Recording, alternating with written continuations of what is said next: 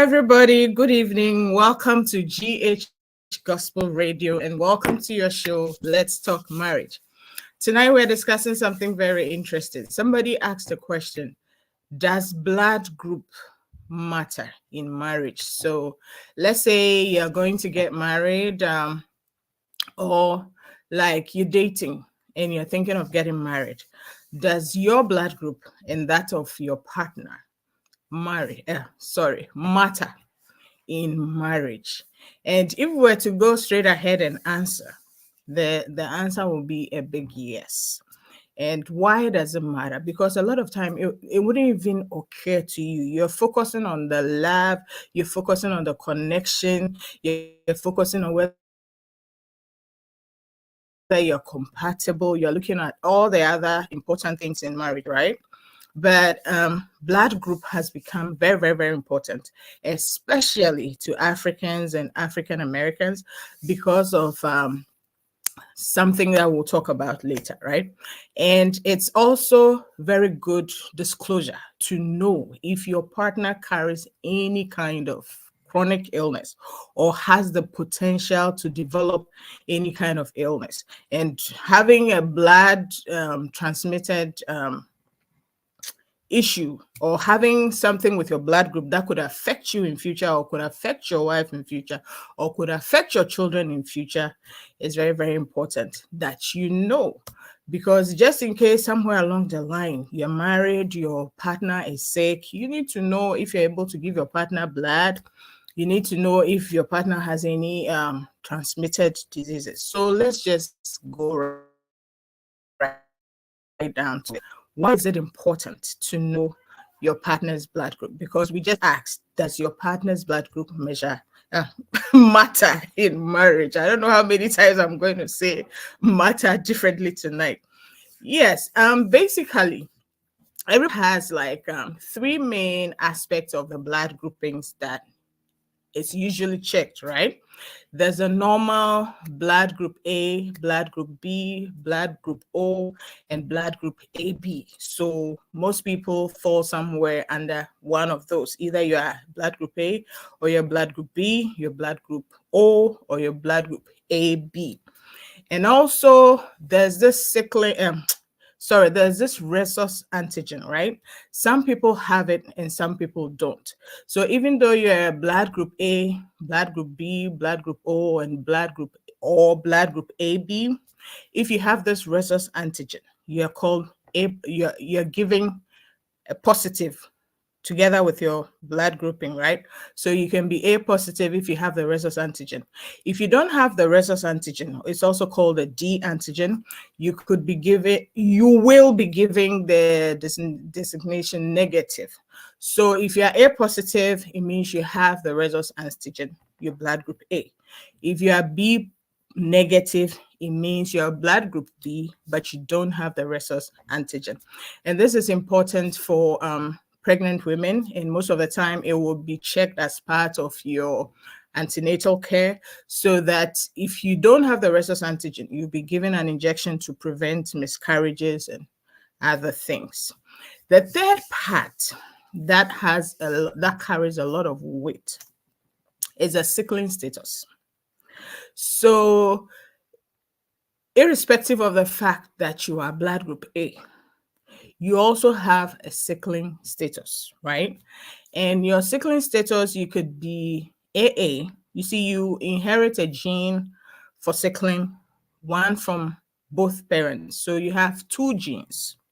So there's AA, so the three types. You have the A, you have the S, and then you have the C. That's your sickling status. The sickling status is mostly A and S, but the C also affects hemoglobin. So we'll just put it all together. It's the same category of designation, right? So let's say you're blood group A and your sickling, let's say A positive, because you also have rhesus antigen, right? Now, if you're blood group A, you're A positive, and your sickling is AA, it means you inherited normal genes both from your father and from your mother. You're fine. The S hemoglobin, if you have a hemoglobin S, that means that you have abnormal, one of your hemoglobin chains is abnormal, and that one is the S. And the S, when you inherit both, you inherit one from your mother and one from your father, you can be SS. And if your parents, you inherit a normal one from your father, let's say, and you inherit an S from your mother, you'll be AS. And then there's the hemoglobin C as well, which is also very mild, but also comes with its own challenges. But you could, so in the end, your sickling status, you could be an AA, you could be an AS, you could be an SS, and you could be an SC, or you could also be a CC. So I hope this is not getting too technical. So just to summarize everything, your blood groupings, you have the normal blood group A, blood group B, blood group O, blood group AB. So you could be either one of them. And then on top of that, you could be positive or negative. So A negative, B positive, AB positive, it happens. And then the third thing will be your sickling status. So on top of being blood group O negative, you also have your sickling status. And you could be AA, you could be an AS, you could be an SS, you could be an SC, or you could be a CC.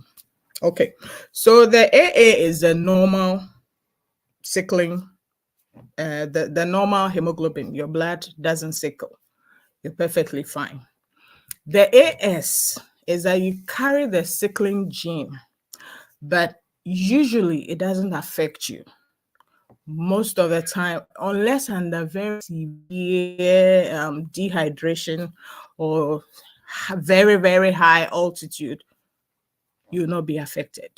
Your life will not be affected by being a carrier of the sickling gene.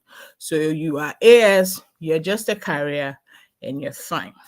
But when it comes to SS, that is when you have the actual sickle cell disease, and it's a very debilitating disease. When somebody has sickle cell, they'll no need to tell you, you would know. There'll be frequent visits to the hospital, because what happens is that the sickle, the hemoglobin S, it gives rise to abnormally shaped blood vessels.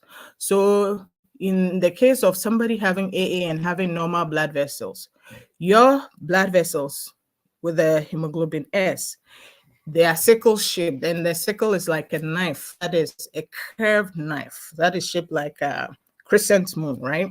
That is used to harvest rice. If you Google it, you can see an image of it. It's curved and is abnormally shaped. So what happens is that it sticks to the blood vessels, and it easily clumps together, blocking your blood vessels. And whenever your blood vessels are blocked, blood flow to any area where the blockade occurs is cut off for a bit. And this may be occurring all through your life. You would not see, like you would not know. But then when it becomes severe, it's termed that you have a sickle cell crisis. And that is a very painful bone pain. It could also occur in your chest. You have a acute chest syndrome, and it could also occur in your spleen.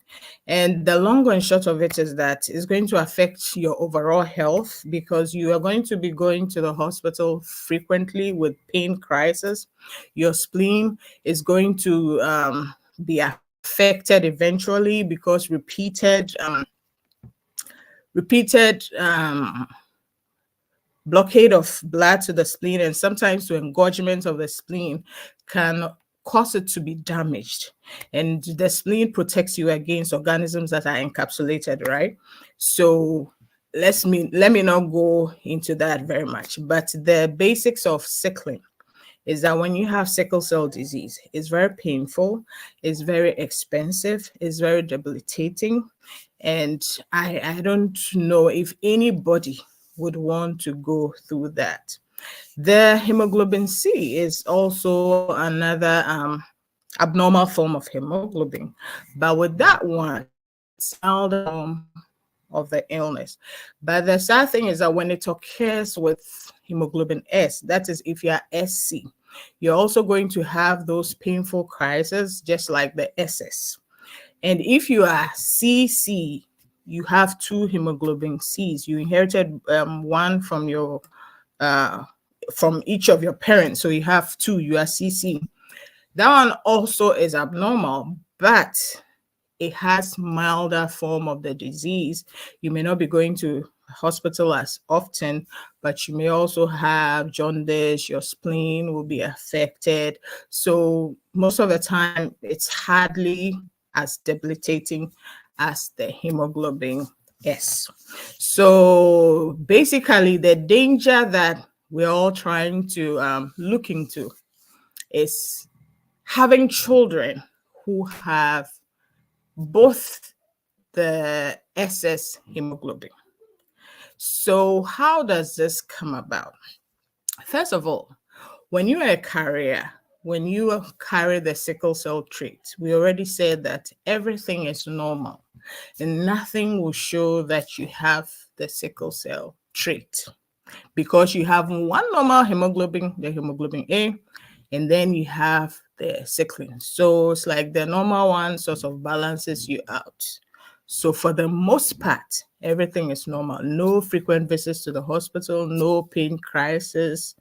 Everything is fine, and there's no indication that you have anything going on. And that is why it's important that you go and test and find out what your sickling status is, because by itself, you would not know. Nothing will show that you have it. And what makes it even more serious for Africans and African Americans, and also people from South America, and let me check the last place. People from South America and also people from Middle East, Asia, India, and then the Mediterranean. What makes it more serious for them is like there are many carriers in these groups of people, right? Anybody can have sickle cell disease, anybody. But it has the fact on the ground is that 1 out of 12 African Americans or Africans is a carrier. 1 out of 12. When we take Caucasians, it's about 1 out of 11,000. So the numbers are grave for people of African descent, African American, Indian, and also people of Mediterranean descent, right? Because it has been found that the numbers are much, much, much, much higher in these groups of people. There are more carriers, so it can easily result in having a child who has sickle cell disease. So like we said, it's important to know so that it will help you decide whether to move on and have children or whether you would not want to marry at all. When two people with AS, the man is AS, the woman is AS, when they marry, the chances that each of their children could be AA is 25%. The chances that each of their children could be AS, and that is carriers, is 50%. And the chances that each of their children could be SS is also 25%. What does this mean? Somebody told me that if it's only 25% chance, they would take their chances, or they'll just have 3 children because it's the fourth one who will be SS, right? It doesn't work like that. It means that every single time you get pregnant, these are the chances. So you could have an SS child, you could have an AS child, or you could have an AA child. If you have an AA child, we're good. We're moving on. If you have an AS child, they are a carrier. They also need to be careful for the future because they could also have a child with sickle cell disease, right? But if you have an SS child, That is when you'll be dealing with all these issues, right? So you could end up having 4 kids AA because they will all inherit the normal gene from both parents. You could end up having 4 children with SS. You could end up having 4 children with AS. Every single pregnancy has all those chances. It's like lottery. So the chances are there, but which one comes out is going to depend on your circumstances. Nobody knows. So you cannot guarantee that being AS, both of you being AS, you cannot guarantee that you'd have the AS child or you'd have the AA child. You could have all SS children. You could have all AA children. You could have all AS children. The chance is the same. As like every pregnancy carries that chance. I hope you understand. But if you don't, just put your questions in. We'll explain further. So let's say you're both AS. You actually go and test. You go get a sickling test, and you find out you are both AS, or you are AC. Because if you have a child that is SC, that child is also going to have complications very similar to a child that is SS, right? So let's say you are AS and then your partner is also AS. Right now, the question becomes, are you going to go forward and take your chances and risk having an SS child? Because, of course, you could have an AA child. And, of course, you could have an AS child. But you could also have an SS child. Would you go ahead and risk it for every pregnancy that you have? Or some people may decide that, okay, it's possible that we could have an SS child, so let's not have children at all. Not everybody wants children these days, and that is an option that people have. They could go ahead and be like, okay, because we have the risk of having an SS child, maybe we will not have the children at all. We would adopt. That is up to you. But if you don't know, for starters, what if you go have your child and then you have an SS child? To be honest with you, there are people living with sickle cell disease. Sickle cell disease is not a death sentence, right? But you need to think of it in terms of, if you were that child coming into the earth and you, hello, Mami Nikwe, so nice to see you. Keep the questions coming. I'll be expecting them. Yeah, so let's say you have this child. So you see in Africa, in Ghana, where sickle cell disease is very common, you see the realities of having a child who has sickle cell. It takes a very, very, very, very, sickle cell disease, I mean, it takes a very good healthcare system to be able to manage this person, and so that they can have a good quality of life, and also that the parents are able to afford the care. Because most of the time when there's a pain crisis, it requires hospitalization. When you are hospitalized, the hospital bed, the care that you receive, if you get an infection, the medication that you need, you are looking at frequent hospital bills throughout the year, right? And then the second thing is that sometimes the sickle cell disease is managed well with bone marrow transplant. And with bone marrow transplants, you require a very advanced healthcare system, like a first world kind of healthcare system, to be able to perform good bone marrow transplant, because the surgery carries a lot of risk, right? And with that one too, you need somebody that will be a match, whose bone marrow would match. So let's say a close family member would if they are tested and they're a good match, they could donate bone marrow to your child who has sickle cell disease, and its surgery is going to cost money.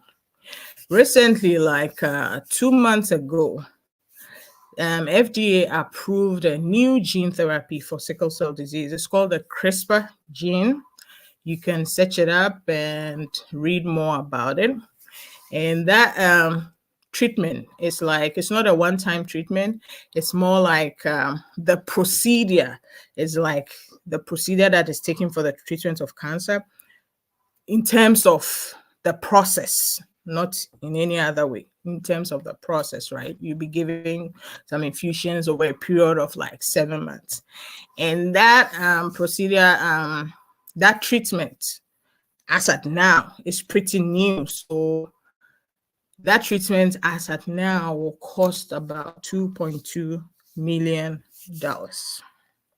So these are the facts you're dealing with. If you are AS and your partner is also AS, these are the possibilities that are going to happen. So the decision is yours to make. I know people who have decided not to go ahead with being married because both of them are AS and they could have an SS child. In Ghana, like I was telling you, the life expectancy for people with sickle cell disease is not very high. And worldwide, the life expectancy of people living with sickle cell disease is about 52.6 years.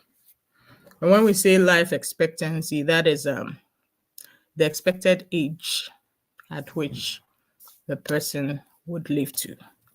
There are ongoing research. Things are getting better because the more that is known about sickle cell disease, the better the health for whoever is affected.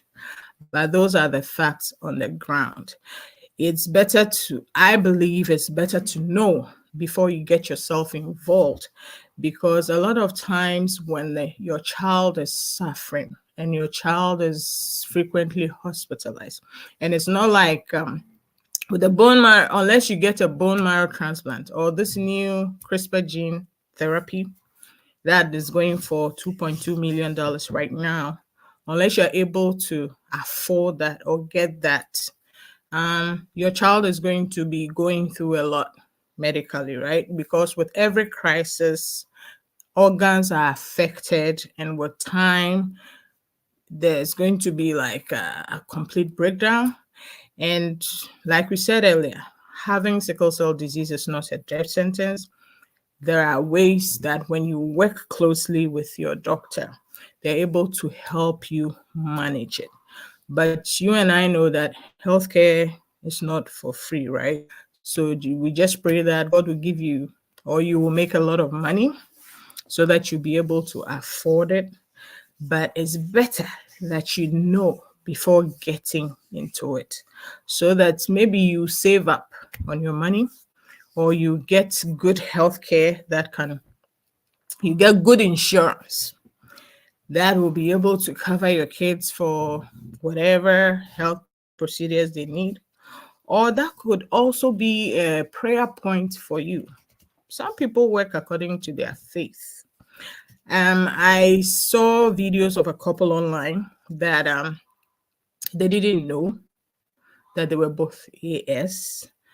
The lady thought she was AA. And you see, when you are AA, it doesn't matter who else you marry because you have only got the normal gene to give, right?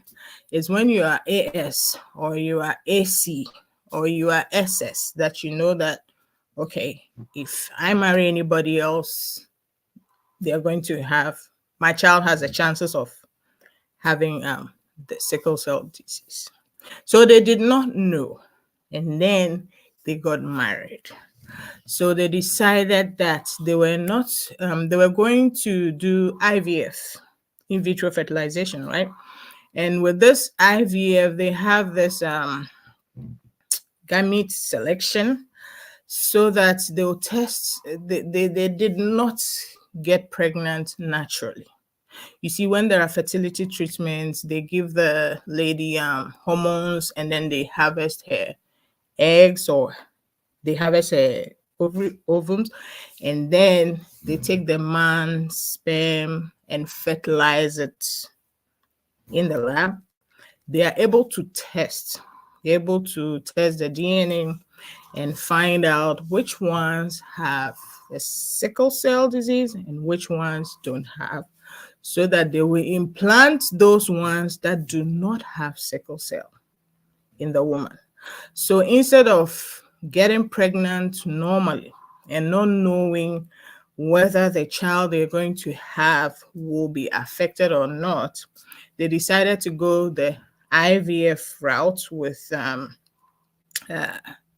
egg selection, so that they selected the eggs that do not have sickle cell disease to implant. Sorry, not the eggs, the embryos. They test all the embryos, find out which ones do not have sickle cell disease and other things, and implant them in the woman, so that all deposits them in the woman. The implantation will occur by itself. So they deposit in the woman's womb, and then they know for sure that this child that this woman is carrying, or these children that this woman is carrying, do not have sickle cell disease. So those are some of the ways that you can go around preventing having a child with sickle cell disease. And if you already have a child that has sickle cell disease, it's also manageable, but with your health practitioner. Maminique said, is there any possibilities that two AAs can produce SS? That is a simple answer. Absolutely not. If you don't have a sickling gene to give, you cannot give anybody sickling. So absolutely not. If you are two AAs, you're free. None of your children, all your children will be AA, because your parents have AA. If you are two AAs, absolutely not. But if you are AS, both of you are AS, or even one of you is AS, then all your children can be is AA or AS. So you can only have carriers. If you are AC and your partner is AS, you can just have an SS or SC. And Maminique says, can AS and AS escape giving birth to SS? That is all our prayer. The answer is yes. 75%. They have a 75% chance of escaping SS with every pregnancy. So it's possible for two AS to have a child who does not have sickle cell. But you see, the issue is that with every single pregnancy, that's the chance. It's like playing the lottery, right? There are 4 chances. Your child could be an AA when 2 AS are having a child. There are 4 chances. The child could be, there's 25% chance that the child could be AA, perfectly fine. There's 50% chance that a child could be AS, and there's 25% chance that a child could be SS. And this is the chance for every single pregnancy. So you could end up having, if you have 3 children, all of them could end up being SS. That's the tricky part of the whole thing. And all of them could end up being AA. All of them could end up being AS. But this is like lottery. Probability is like lottery. If you're lucky, you are free. What if you are not lucky? It's possible you can have SS. So the mentality is that it's either you're going to pray hard so that you don't have SS, or because if your child is a carrier, she's fine. He or she is going to be fine. Everything is going to be normal. The child is an AA, is going to be normal. The only thing with AS is that when you are also getting married, you also have to know the sickling status of your partner, because the cycle starts all over again. Or you could go the route of doing IVF, so that you select which embryos do not have sickle cell disease. There are ways around it, but it's important to know so that going forward, you are able to sit down and decide what it is that you want to know. The good thing about being AS is that it is known that people with AS have a better resistance to malaria. So it's even believed that malaria eliminated a lot of AA, and then SS already has its complications, right? So it's believed that malaria eliminated a lot of AA. That is why we have a lot of AS or a lot of carriers, because they are the ones who are able to resist malaria better and survive. So in the olden days where healthcare wasn't the best, and even when little was known about malaria, a lot of people died when they went to Africa. The thing that sent a lot of people back was that either they died or they came back because of malaria. But the people living in Africa, those who died of, a lot of the carriers survived. So there's a high ratio of people who are carriers in Africa, among Africans. Even in Africans who were moved over to America, African American, is genetic. They still carry it in their system and they can pass it on to their children. So anybody else, anybody at all can have sickle cell disease, but the incidence is very rare in certain groups. It's way more common. Like we said, in Caucasians it's like 1 to like 11,000, but in African or African American it's like 1 in 12. So compare 11,000 to 12. And you know that we are talking about something that affects African and African American way more than it affects other ethnicities.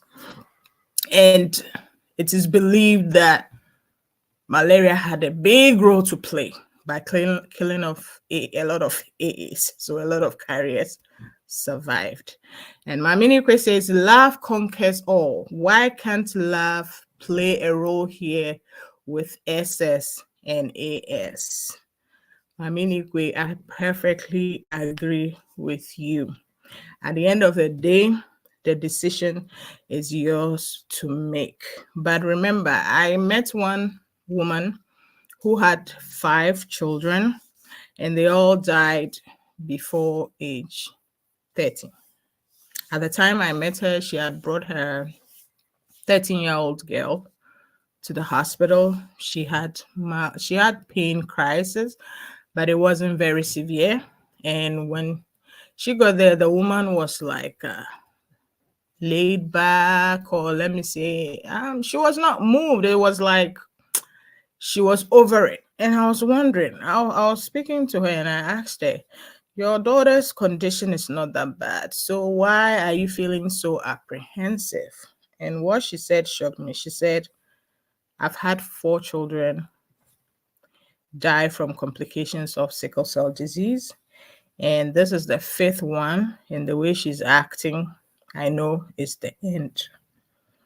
I'm wondering what kind of love can survive bearing 5 children. And in a place like America, the chances of survival are very high as long as you work with your doctor and you adhere to all the treatment regimens, because sometimes they'll put you on medication, hydroxyurea, they'll give you folic acid to keep your blood levels high. Whenever there's an infection, they'll treat it promptly so that your lifestyle or your quality of life will be way better. But it cannot take out the disease completely. So if you are looking at love after about the 200th visit to the hospital, maybe the love will clear out of your eyes very quickly. You see, in the face of difficulty, and this is a lifelong thing. It's not like your child will suffer once and it will be gone. Some of us have faith. You may want to pray that this disease would disappear from your child's life, but it's up to you. The chips are in your court. These are the risks. If you're AS and you marry, the chances that you're going to have an SS child is 25% with every single pregnancy. If you want to take that risk for your love, the ball is in your court. It's up to you. But just know the facts. And at least going into it, if you know your sickling status, you know you are AS and your husband is AS or your wife is AS, and you decide to go with it, the least you can do is find out more information, go for genetic counseling, and start praying. Who knows? You could have all AA children. Nobody knows. But have the fact. Mr. Solomon says, clear out of your eyes. I know. No, you see, it's easy. You see, the beginning of love is beautiful. You think that you can survive anything. But sickle cell is not something small. It's a huge toll. And also, you need to think about that child who is going to suffer the pain, that child who is going to be in hospital, that child who is going to undergo all those kind of treatments. Because even if you can afford it, even when you can afford it, it's not a pain-free experience. It's going to take time. This CRISPR gene therapy that costs 2.2 million as at now, I know it's going to become cheaper as time goes on and research has and like production has become like generalized or something, but still it's quite an amount. So just think what all your options are, and if you decide for it, just be informed, find out more. But to answer the question, does blood group matter? Yes, it absolutely does, and especially your sickling status. Find out whether you are AA, find out whether you are AS, find out whether you are SS. As for SS, if you're SS, nobody will tell you. You would know because your frequent visits to the hospital would just bring out your status. They'll test you. You would know because it will be something you'll be dealing with. If you are SC, it will be a similar picture. Or if you are AC, it's important to know to help you decide. So I hope we've been able to pick a thing or two. If you have more questions, just type it under the chat. We'll find time and send you answers. So God willing, next week, 6 p.m. Central Time, we're going to meet again, talk about something else exciting. Thank you for joining me today. God bless you. And let's remember that it takes a good Christian to have a good Christian marriage. God bless you and have a blessed week. Bye-bye.